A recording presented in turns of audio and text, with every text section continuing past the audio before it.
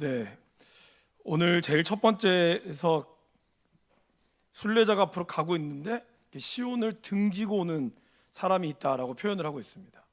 그럼 여러분, 시온을 등졌다라는 것은 뭘까요? 이것은 진리를 찾는 것을 포기했다라는 뜻이죠. 그러니까 시온성을 향하여 가는, 천국을 향하여 가는 그 길을 등지고 가는 사람이 있었는데, 그 사람이 누구였습니까? 무신론자였죠. 근데 무신론자는 크게 두 부류가 나눠집니다. 첫 번째는 하나님을 경험해 보지 못한 사람이죠. 그러니까 하나님이 누군지, 뭐 쉽게 얘기하면 교회를 한 번도 가보지 않은 사람들입니다. 여러분, 교회를 한 번도 안 가본 사람이 있을까요? 있습니다. 실제로 있어요. 교회가 무엇인지도 모르고 그런 분들이 의외로 많더라고요. 저희가 위에 있을 때는 그런 분들이 전혀 없지는 않았으나 그래도 조금 덜했는데, 이 부산에 와서는 제가 저희 이제 아내하고도 얘기를 나눴지만 안 다닌 사람이 너무 많은 거예요. 특별히 이번에 저희가 장례를 하면서 느낀 것 중에 하나는, 장례를 이제 마지막에 저희들이 이제 안치를 하러 같이 갔었는데, 이제 그 추모공원에 안치하러 가면 대기하는 시간이 있잖아요. 그러면 이제 화장한 그 죄를 이렇게 잠깐 머무는 시간이 있습니다. 그래서 우리 이제 집사님, 권사님이 이제 집사님 거를 이렇게 행정을 가는데, 그 사이 한 4분 정도가 이제 장례를 끝나고 이렇게 쭉 들어오더라고요. 근데 거기 다 불교인 거예요. 제가 장례를 참 많이 해봤지만, 제가 위에 있을 때는 한 5구가 만약에 오면 그래도 한 2명, 3명 정도는 기독교가 많거든요. 근데 여기는 완전히 불교인 거예요. 심지어 어떤 분은 이제 이야기 나누는 걸 이제 얼핏 들었는데, 이제 여기서 또 제사를 또 드린다 하더라고요. 그런 걸 들으면서, 야, 이게 참 굉장히 이 부산 지역, 이 지역이 이게 강하구나. 사실 제가 학교 다닐 때도 제가 다녔던 이제 울산에 있는 학교도 교회 다니는 사람 손들으면 50명, 반 50명 중에 5명이 안 됐었거든요. 근데 제 친구가 전주로 이사를 갔었어요. 이사 가서 저한테 이제 편지를 썼는데, 거기는 그 아이들이 그러더라고요. 거기는 교회 다니는 애가 한 반에 40명에 교회 다니는 애가 30명이었다. 그 저희가 굉장히 놀랐어요. 이런 분위기가 참 많이 다른 거죠. 근데 그러기 때문에 우리가 이곳에서 복음을 전해야 될 필요성이 분명히 있다라는 겁니다. 그러니까 아예 들어보지 않았기 때문에 하나님이란 존재를 믿을 수가 없다라는 거죠. 근데 두 번째는 오늘 이 내용에 등장하는 사람이죠. 이미 하나님을 경험했어요. 그죠? 이 사람은 하나님을 경험했고 지금 크리스찬과 소망보다 훨씬 더 멀리까지 간 사람이에요. 그러니까 더 쉽게 얘기하면 시온성에 가까이까지 간 사람이죠. 그런데 그들은 돌아왔어요. 왜? 진정한 은혜를 경험해 보지 못했다라는 거죠. 처음에 하나님 만났던 그 경험으로 인하여 그가 있던 곳에서 떠났으나 그 이후로는 그는 그거를 경험해 보지 못했다는 겁니다. 그러면 왜 경험해 보지 못했는지는 이제 이 소망이 이야기하는 그 질문에 그 답이 나와 있습니다. 그렇기 때문에 저와 여러분들이 복음을 전해야 되는 이유, 복음이 땅끝까지 전해지기 위해서, 이 땅끝이라고 하는 것은 무슨 말일까요? 단순히 지리적으로 우리가 살고 있는 곳에서 저 멀리까지 그런 지리적인 땅끝도 되지만, 한편으로는 우리의 복음을 듣지 못한 것이 땅끝이라는 거죠. 어쩌면 부산 안에서도 복음을 여전히 듣지 못하고 여전히 다른 무속신앙이라든지 다른 것을 따라가서 예수님이 어떤 분인지를 모르는 그런 분들이 우리에게는 땅끝이라는 겁니다. 그런 분들에게 우리가 복음을 전해야 하는 것이고, 그리고 이미 예수님을 믿고 있으면서도 여전히 하나님의 뜻보다는 자기의 뜻을 따라가려고 하는 수많은 사람들에게 계속해서 복음이 들려져야 한다는 것입니다. 이 사람은 이제 왜 돌아온다고 얘기하고 있습니까? 딱 이렇게 얘기했어요. 시온산이 없다. 그는 없을 것이다. 내가 당신보다 훨씬 더 멀리 갔지만 내가 경험한 바에 의하면 이건 없다는 거예요. 당신들은 허황된 꿈을 꾸고 있다라고 얘기하고 있죠. 첫 만남의 경험은 분명히 있지만 그것 때문에 순례의 길도 멀리 갔지만 여전히 그의 마음에는 세상적인 것들이 가득 차 있었다라는 겁니다. 이런 사람들은 어떨까요? 종교적인 봉사를 피곤하게 생각하고 하나님의 말씀을 들을 때 마음이 편하지 않게 되는 겁니다. 하나님 말씀이 불편한 거죠. 계속해서. 그래서 결국에는 하나님과 구세주와의 심판은 없다고 주장하는 사람들입니다. 이것이 소망이 이야기했던 아첨꾼의 또 다른 모습인 거죠. 겉으로는 굉장히 도덕적으로나 윤리적으로 훌륭한지 모르지만 그러나 그 안에 하나님이 없어요. 자기 어떤 힘으로만 무엇인가를 이루려고 한다는 거죠. 이런 무신론자들이 여전히 존재하고 있다는 것입니다. 이러한 크리스천과 소망은 무신론자의 말을 들으면서 어떤 결론을 내렸습니까? 이런 얘기를 했죠. 무신론자의 말을 듣지 말고 우리가 믿음으로 영혼의 구원을 끝까지 이루자라는 말을 했습니다. 그러면서 히브리서 3장 14절 말씀을 우리 같이 한번 읽어보겠습니다. 우리가 시작할 때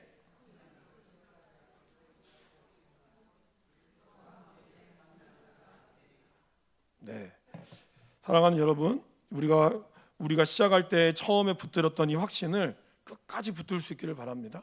그것이 눈에 보이지 않는 그러한 일들 가운데 있을지라도 그러나 하나님은 살아계시고 그것 가운데 우리가 끝까지 그리스도와 함께 참여할 수 있는 저와 여러분들이 될 수 있기를 간절히 바랍니다.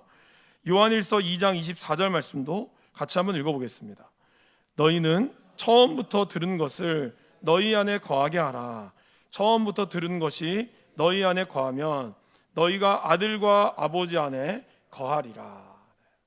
그래서 저는 이 두 가지를 보면서 이 성경에 나오는 이 두 가지, 홍해바다를 건넌 사건과 요단강을 건넌 사건들을 항상 기억합니다.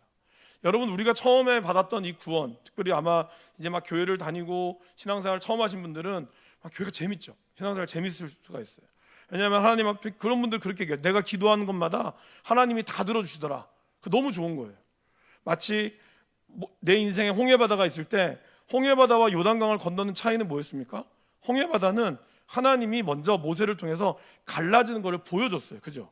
홍해바다 갈라지고 그리고 이스라엘 백성들이 그 홍해바다를 건너가게 했습니다. 그러니까 자기들 눈앞에서 이 갈라지는 게 보니까 얼마나 기뻤습니까? 그래서 출애굽기 14장에 홍해바다가 갈라지고 나서 15장이 뭐예요?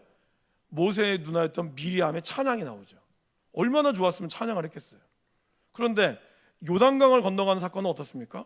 요단강은 하나님이 미리 갈라지게 하지 않았어요. 요단강이 철철 넘쳐 흐를 때 하나님은 제사장들을 통하여 먼저 거기를 건너가게 했어요. 홍해바다처럼 갈라지지도 않고 물은 여전히 넘쳐나지만 그 발을 디드라고 이야기를 해요.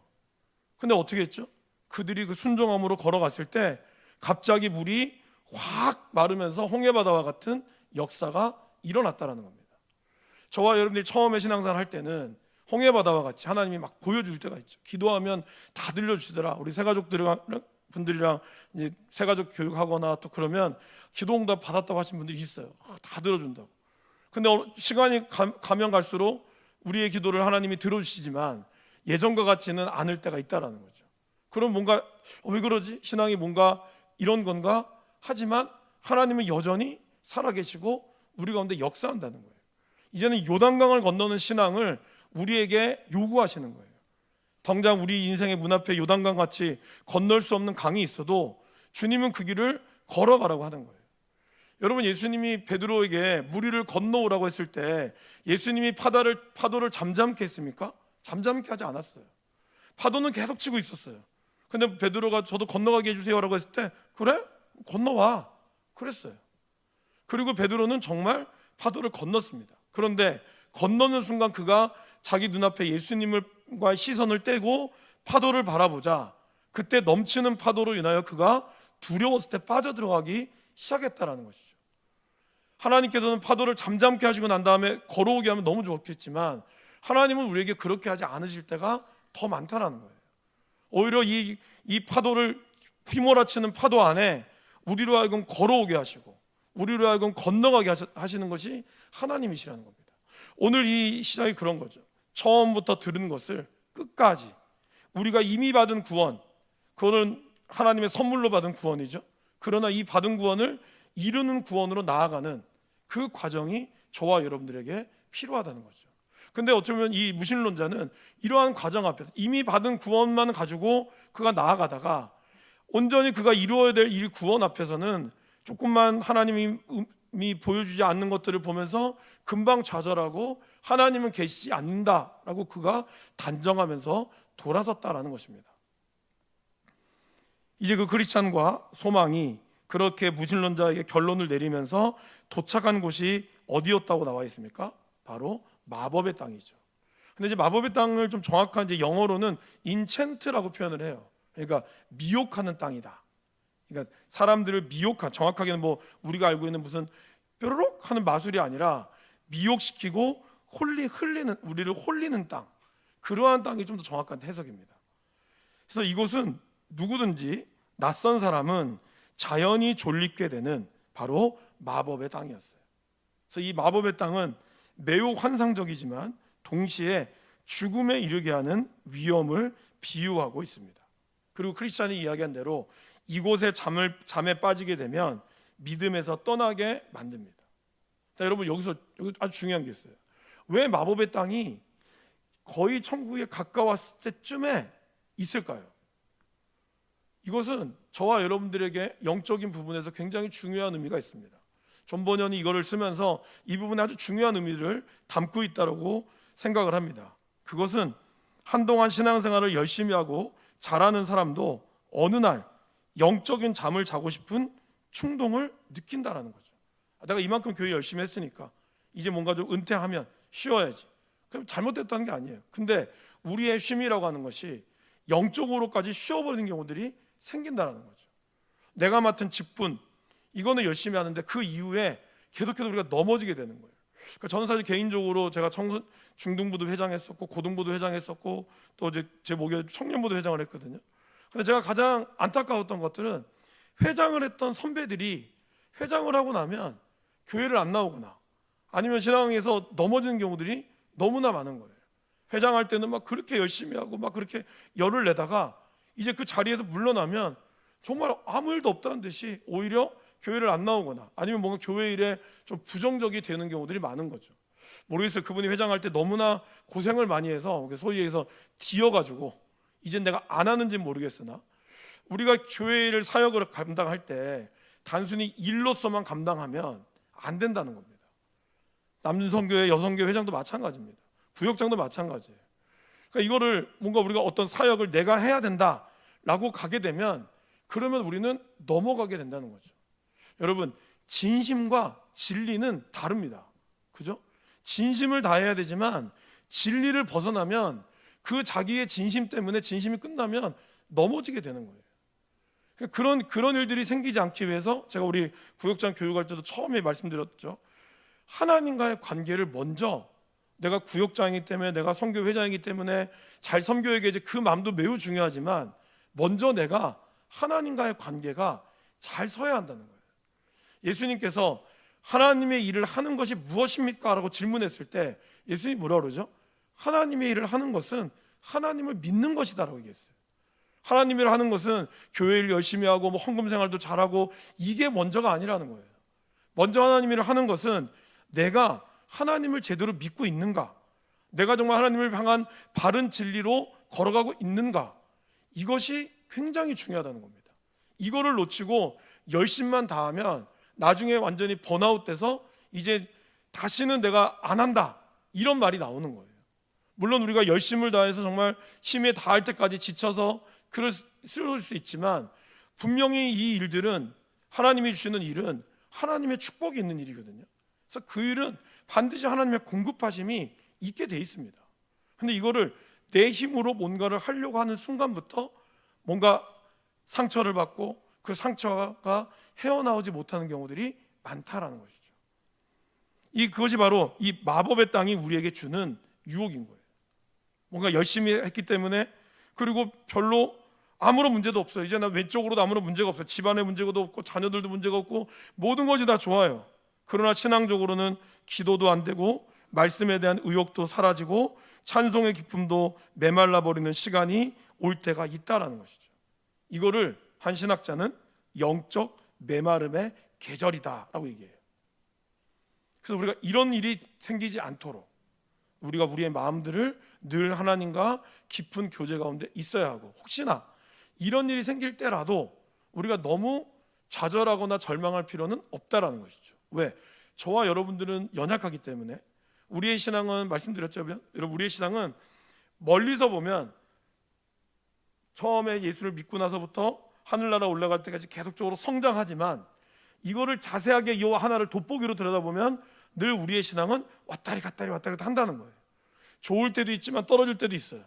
이런 것들이 계속해서 반복된다는 거죠. 그렇기 때문에 저와 여러분들의 어떤 영적인 리듬이나 이런 것들이 분명히 있어요.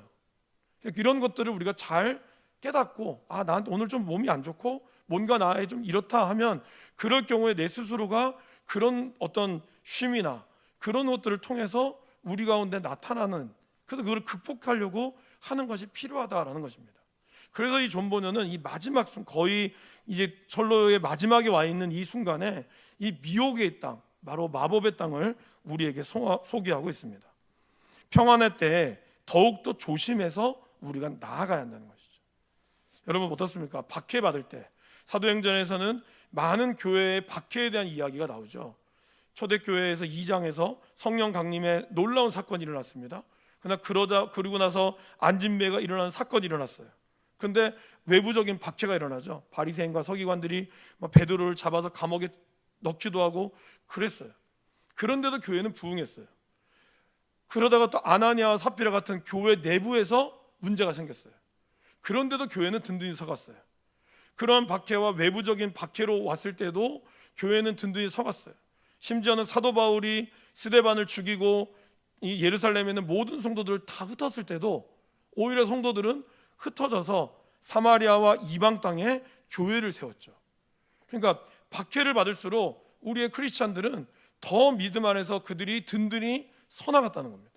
그럼 어느 순간 그 박해가 사라지고 교회가 많은 어떤 세상과 이런 것에서 지배하게 되고 영향을 끼치게 될 때 그때 교회의 타락이 오기 시작했다는 거죠.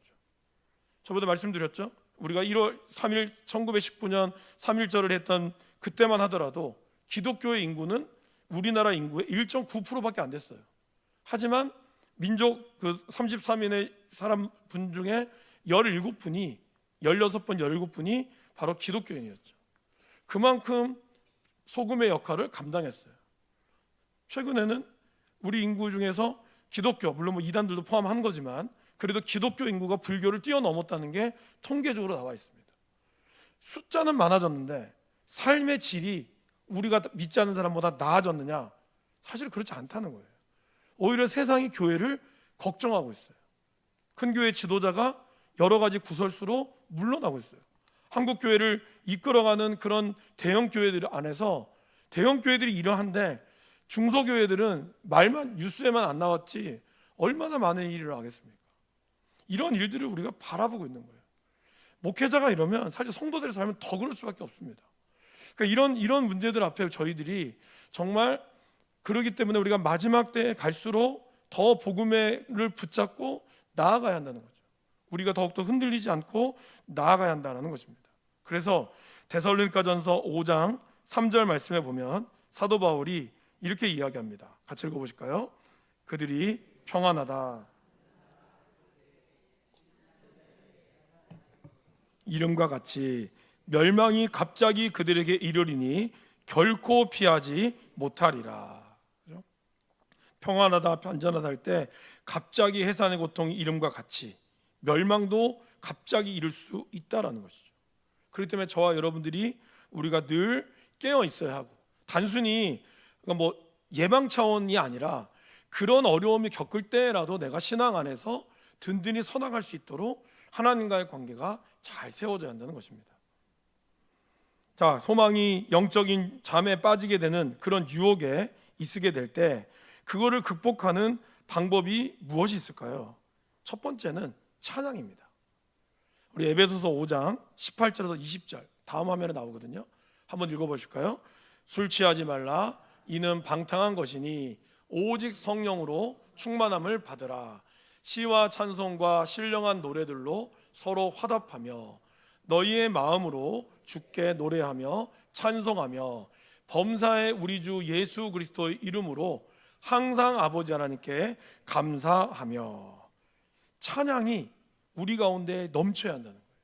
찬양은 우리의 무기력을 이기기에는 아주 강력한 영적인 무기입니다. 그래서 여러분 찬송가도 그렇고 찬양을 많이 부르시길 바랍니다. 특별히 여러분들의 어떤 삶이 어려울 때는 보혈의 찬양이나 그리고 하나님 주시는 그 임재의 찬양이 있죠. 주님을 높이는 찬양. 그런 찬양을 여러분 많이 부르세요. 그런 찬양을 많이 듣기도 하시고 그런 찬양을 많이 듣고 그리고 여러분들 입술에서 감사, 의도적인 감사가 나와야 돼요. 그런 것이 우리에게 영적인 무기력을 이기게 하는 아주 중요한 방법이기도 합니다. 또 하나는 영적인 교제죠. 바로 우리를 이기게 할 수 있는 것은 바로 경건한 대화, 우리 가운데 나오는 그런 생명력 있는 대화가 우리를 유익하게 만들어 갑니다. 우리 이번 주 주일에도 1대1 저희 이제 주일날 계속 하고 있습니다. 이게 저희가 3월 달에 시작했거든요. 원래 관은 16개밖에 안 돼요. 근데 이번 주도 진도를 못 나갔어요. 이 1대1을 제가 몇 팀을 하면서 몇 팀마다 좀 특징이 있습니다. 이제 다 좋은 특징인데 특별히 이번에 우리 함께하는 저희 팀들은 나눔이 굉장히 많아요. 그래서 뭐 하나 딱 던지면 그 끊어지지가 않아요. 그래서 이번에 지금 올해 마칠 수 있을까? 2년 최초로 2년까지 가야 되나? 지금 그런 고민을 할 정도인데, 근데 그러면서 저희들이 뭘 느꼈냐면 얼마든지 저희가 그래서 1시 반에 시작을 했거든요. 1시 반에 시작했는데 언제 끝냈냐면 사실 제가 신약 파노라마만 안 끝났으면 4시에도 안 끝났을 것 같아요. 저희가 3시 40분에 끝났거든요. 근데 저희가 이 끝나는 과정 가운데서 그러니까 이제 한 2주 만에 만났기 때문에 명절을 어떻게 보내는지 그런 것부터 시작해서 이제 저도 저희 삶을 오픈하니까 그런 모든 이야기들을 나누어 가면서 하나님께서 그들에게 그들이 그러니까 그러다 보니까 잊혀 지나갔던 이런 어떤 하나님의 어떤 은혜와 이것들을 나누게 되는 거예요. 그래서 제가 뭘 느꼈냐면 거기는 똑같이 느낀 거예요. 우리의 주제가 얼마든지 하나님의 은혜를 나눠도 이게 충만한 대화가 되는데 우리의 주제가 이런 대화가 아니라 자꾸 이상한 대화로 흘러가면 우리 스스로가 교회에 갔다 오면 힘이 빠지는 거예요. 영적인 무기력이 빠지는 거예요. 자꾸 교회 안에서 물론 나의 이야기를 오픈해야 되는데 그것 가운데 뭐 남편에 대한 안 좋은 얘기, 아내에 대한 안 좋은 얘기, 그리고 뭐 세상 뭐 여러 가지 많은 이야기들 속에 물론 그 얘기 할 수는 있죠. 그 이야기 가운데 하나님의 인도하심이 아니라 그 얘기 가운데 너무 힘들다, 다 똑같다 이게 아니라 그 가운데 하나님의 인도하심을 만지는 것이 굉장히 중요하다라는 겁니다. 특별히 이제 어떤 한 분은 이 1대1을 하면서 처음에는 이제 할 때는 그냥 이렇게 또 제가 권유하기도 하고 해서 약간 억지 비슷하게 자의반 타의반으로 하셨던 분이 한 분이 계신데 그분이 그런 얘기를 저도 좀 놀랐어요. 갑자기 어느 순간 자기가 이렇게 기도가 되어지고 그러니까 무릎 여태까지 기도를 이제 좀 쉬었다가 무릎을 꿇어서 기도하는 게 될까? 나는 다시는 그런 일이 안 올 것 같다고 스스로 생각을 하셨는데 갑자기 우리가 1대1에서 기도 파트를 나누고 그러면서 자기도 모르게 기도가 되더래요. 이게 뭔가 안 될 거라고 생각했던 게 하나님이 열어주시는 거예요. 하나님께서 일하시면 우리의 삶이 달라지게 되는 거죠. 근데 그게 왜 일어나느냐? 뭐 제가 훌륭해서는 절대로 아니고 우리의 영적인 교제가 그런 유익한 교제들이 저와 여러분들을 살아나게 만든다는 거예요. 이거를 해보지도 않고 그냥 무조건 뭐 모임들이 있으면 자꾸 다른 얘기들로 우리의 주제를 교회 안에서도 세상적인 주제가 너무 주가 되면 교회 안의 교제는 생명력을 잃어버리는 거예요. 생명력 있는 교제가 되려면 우리 자신을 오픈하는 것뿐만 아니라 그 가운데 하나님의 인도하심을 나올 수 있는 그런 믿음의 동역자가 매우 중요하다는 거죠. 사실 이거는 가정 안에서가 제일 필요합니다. 근데 이것이 잘 안 될 때는 우리 교회 안에서 이러한 진실한 교제들이 있어야 한다는 거죠. 히브리서 기자는 3장 13절에 우리에게 이렇게 이야기합니다. 오직 오늘이라 일컫는 동안에 매일 피차 권면하여 너희 중에 누구든지 죄의 유혹으로 완고하게 되지 않도록 하라. 늘 죄는 우리를 완고하게 만듭니다. 우리를 화나게 만들고 때로 우리는 분노하게 만들어요. 그냥 그것으로부터 우리가 이 완고하게 되는 게 뭐라고요? 죄의 유혹이라고. 우리를 완고하게 만들고 우리를 잠들게 만들고 그래서 뭔가 좀 더 편하게 만들기를 원하는 좀 더 눕자, 좀 더 자자, 좀 더 졸자 이렇게 이 졸음이 군사같이 우리에게 찾아오게 만든다는 거죠. 이걸 우리가 딛고 일어나서 기도의 자리로 말씀의 자리로 나아가야 한다는 거예요. 그런 교제의 자리가 우리 가운데 필요하다라는 것입니다. 자, 대화가 진행이 되면서 소망이 처음으로 꺼낸 주제, 이 소망이 처음으로 꺼낸 주제는 뭐였을까요? 바로 죄의 목록이었어요. 자기가 처음에 어떻게 해서 이런 삶을 살았는지, 처음에 자기는 은혜를 깨닫는 첫걸음은 바로 죄의 각성입니다. 우리가 하나님께 은혜를 받기 위해서는 내가 먼저 죄인이라는 사실을 인정하고 가야 돼요. 여러분들을 죄인으로 누가 정죄하진 않으나 내 스스로가 하나님 앞에서 내가 죄인이라는 사실을 인정해야 한다는 거죠. 로마서 6장 21절에서 23절 말씀을 화면을 통해서 같이 한번 읽어보겠습니다. 너희가 그때 무슨 열매를 얻었느냐? 이제는 너희가 그 일을 부끄러워하나니 이는 그 마지막이 사망임이라. 그러나 이제는 너희가 죄로부터 해방되고 하나님께 종이 되어 거룩함에 이르는 열매를 맺었으니 그 마지막은 영생이라. 죄의 삭은 사망이요 하나님의 은사는 그리스도 예수 우리 주 안에 있는 영생이니라. 처음에는 열매를 얻었어요. 근데 이 열매가 어떤 열매였어요? 그 일을 부끄럽게 했다는 거예요. 처음에 세상으로 나아갔던 그런 열매들, 이 소망이 얘기했던 그 허영의 성에서, 이 소망이 허영의 성에서 나왔죠. 허영의 성에서 믿음이 순교한 것을 보고 그가 자기 이름을 소망으로 바꾸고 탈출한 거죠. 그래서 그 얘기를 한 거예요. 처음엔 내가 그러니까 크리스찬과 믿음을 보기 전까지는 부귀영화가 나한테 최고였다. 그래서 그거를 쫓아서 화려하고 뭐 술 마시고 이런 일들을 나에게 최고인 줄 알았는데, 그 어려운 가운데도 믿음을 지키는 그 모습에 자기가 도전을 받고 나왔다는 거죠. 오늘 로마서에 나오는 말씀처럼 죄로부터 해방되고 나서 이제는 거룩함에 이르는 열매를 맺었다라고 표현하고 있어요. 그래서 우리가 이러한 것을 깨닫기 위해서는 먼저 내가 죄로부터 각성을 해야 한다는 거죠. 1차적인 죄로부터의 각성 이후에 2차적으로도 끊임없이 하나님의 은혜가 없으면 안 된다. 이것이 나온다는 거죠. 사실 이게 다음 주 주제거든요. 이 크리스찬이, 이 소망이 계속해서 죄악을 깨달았지만, 7번에 그렇게 나오죠. 죄악을 깨달았지만 자신의 죄악에 대해서 눈을 감았다 그랬잖아요. 왜 그렇게, 그럼 죄악을 깨달았으면 정말 하나님의 뜻대로 살았니? 아니, 그러지 않았어 라는 말을 해요. 왜? 그 이유는 뭐죠? 네 가지가 있었습니다. 첫 번째는 화면을 보여줄까요? 7번 질문이요. 첫 번째는 하나님의 역사인지를 몰랐다는 거예요. 그죠? 사실은 교회를 다니고 하나님의 은혜가 막 너무 좋아도 여전히 우리는 죄 가운데 있어요. 근데 이게 하나님이 하지 말라는 것인지 아닌지를 잘 구분을 못해요. 그래서 죄하고 은혜가 보통 초신자분들이나 처음 신앙한 분들은 같이 가죠. 여전히 하기가 어려운 거예요. 두 번째는 죄가 여전히 내 육체에 달콤하게 다가오는 거죠. 그러니까 교회 가는 게 좋고 참 말씀 듣는 게 좋지만 또 죄의 유혹도 나한테도 여전히 달콤한 거예요. 그래서 이 두 가지가 늘 같이 가는 거죠. 그리고 이거를 끊어야 되는데, 옛 친구들과의 끊어야 되는데 어떻게 끊어야지에 대한 지혜가 없고 그럴 마음도 들지 않았다는 거예요. 그러니까 여전히 좋거든요. 이 사람들이 교회만 안 다닌다 뿐이지 나한테 너무 좋은 사람들이고, 그렇기 때문에 이거에 대해서 내가 어떻게 해야 되는지를 몰랐고, 죄의식이 나한테 덮칠 때 그것이 너무나 고통스럽고 두려운 시간이었기 때문에 지은 죄악들을 기억하고 질체의 고통들을 감당할 수 없었기 때문에 다시 돌아가게 된다는 거예요. 그러니까 하나님이 나를 만나주신 은혜도 너무 크지만 여전히 내가 버리지 못하는 것들이 아까운 거죠.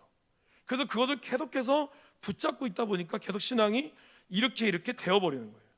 근데 여러분, 그건 괜찮습니다.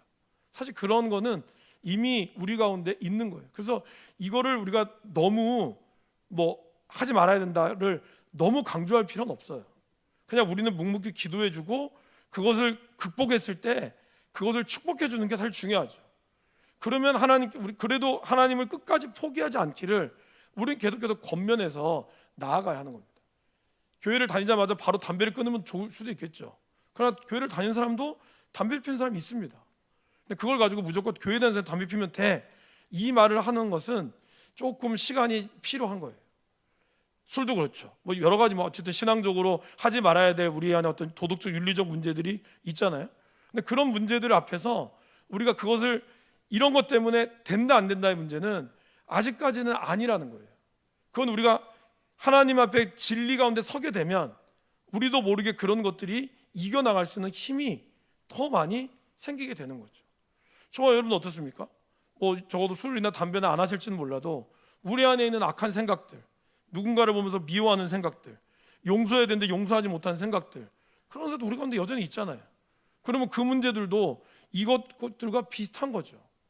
그렇기 때문에 우리는 중요한 것은 이거를 안 해야겠다, 이 마음도 중요하지만 내가 더 십자가를 바라봐야겠다, 초점이 중요한 거예요.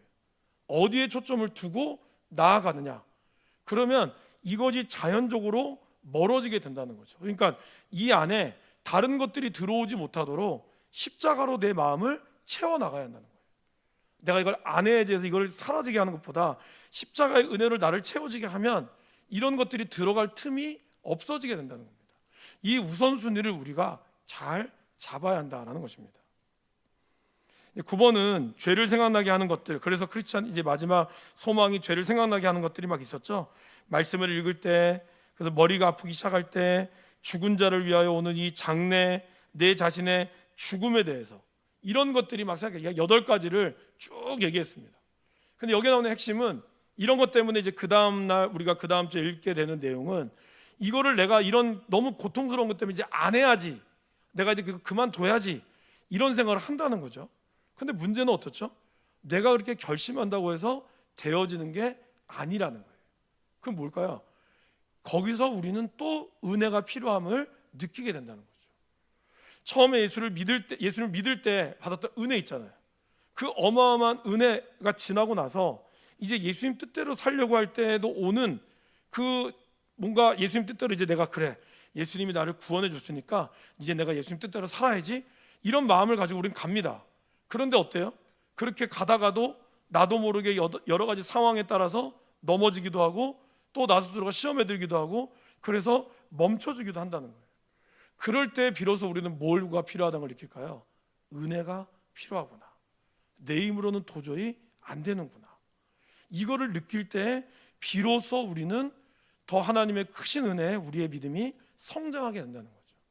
그것이 바로 이것이 다음 주에 다루게 될 내용입니다. 그래서 1차적 회심, 열매로 주시는 회심이 있다면 우리는 끊임없이 사도 바울의 고백처럼 나는 날마다 죽노라, 이 고백이 우리 가운데 있어야 한다라는 것입니다.